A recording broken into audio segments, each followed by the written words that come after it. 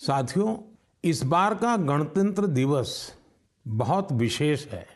ये भारतीय गणतंत्र की 75वीं वर्षगांठ है। इस वर्ष संविधान लागू होने के 75 साल हो रहे हैं। मैं संविधान सभा के उन सभी महान व्यक्तित्वों को नमन करता हूं, जिन्होंने हमें हमारा पवित्र संविधान दिया।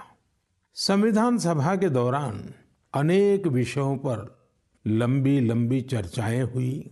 वो चर्चाएं संविधान सभा के सदस्यों के विचार, उनकी वो वाणी हमारी बहुत बड़ी धरोहर है।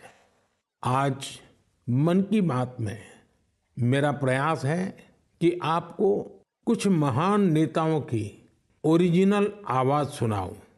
साथियों, जब संविधान सभा ने अपना काम शुरू किया तो बाबा साहब आम्बेडकर ने परस्पर सहयोग को लेकर एक बहुत महत्वपूर्ण बात कही थी। उनका ये संबोधन इंग्लिश में है।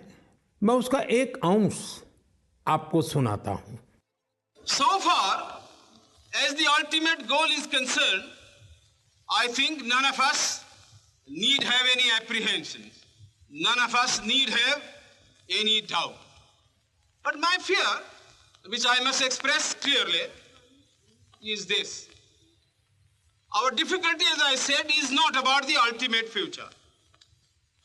Our difficulty is how to make the heterogeneous mess that we have today take a decision in common and march in a cooperative way on that road which is bound to lead us to unity. Our difficulty is not with regard to the ultimate. Our difficulty is with regard to the beginning. साथियों, बाबा साहब इस बात पर जोर दे रहे थे कि संविधान सभा एक साथ एक मत हो और मिलकर सर्वहित के लिए काम करे।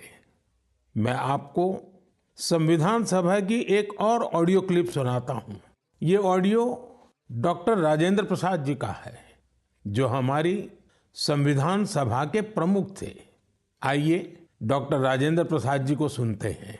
हमारा इतिहास बताता है और हमारी संस्कृति सिखाती है कि हम शांति प्रिय हैं और रहें। हमारा साम्राज्य, हमारी फतेह दूसरे तरह की रही है।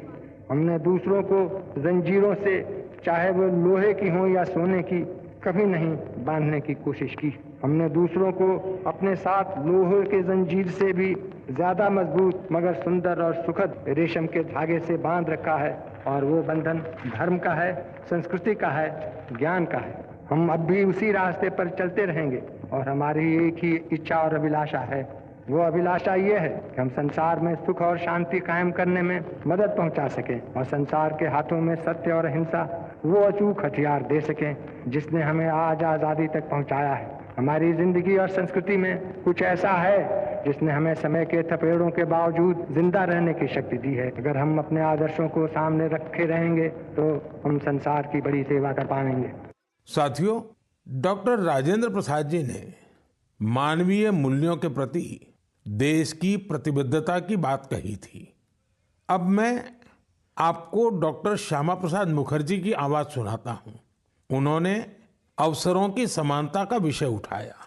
डॉक्टर श्यामा प्रसाद मुखर्जी ने कहा था, I hope, sir, that we shall go ahead with our work in spite of all difficulties and thereby help to create that great India, which will be the motherland of not this community or that, not this class of it, but of every person, man, woman and child inhabiting in this great land with respect of race, caste, creed or community.